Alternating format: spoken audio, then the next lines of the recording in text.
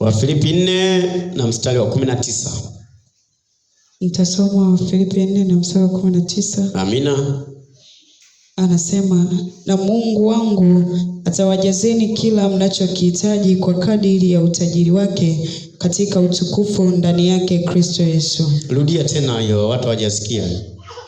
Na Mungu wangu atawajazeni kila mnachokihitaji kwa kadiri ya utajiri wake katika utukufu ndani yake Kristo Yesu. Bwana Yesu asifiwe. Amen.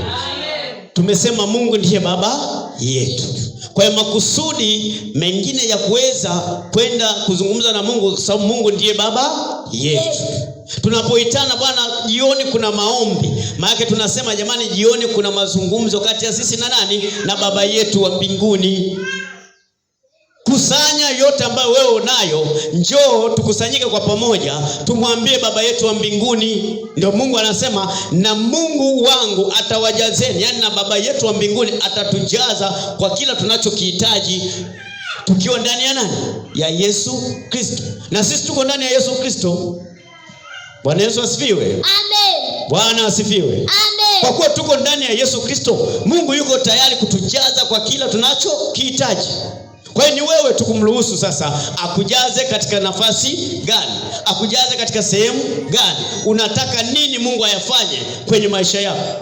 Unataka kitu gani Mungu akifanye kwenye maisha yako? Unataka kitu gani Mungu aboreshe kwenye maisha yako? Unataka maisha yako yaende kwa mfumo upi ambao wakumpendeza nani? Na ukumbuke, unapokwenda mbele za Mungu, usiombe mambo ili wewe uweze kufurahia katika hayo mambo. Omba mambo ambayo Mungu yatamfurahisha kwenye maisha yako. Bwana Yesu asifiwe. Amen.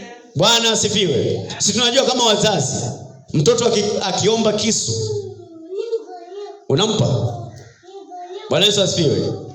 Bwana asifiwe. Kwa nini haumpi? Kwa sababu kisu ni hatari. Anaweza akajikata au akamchoma mtu mwingine. Kwa hiyo unapoenda mbele za Mungu kuomba jambo, hakikisha unaomba jambo ambalo linaendana na mapenzi ya nani? Ya Mungu kwenye maisha yako.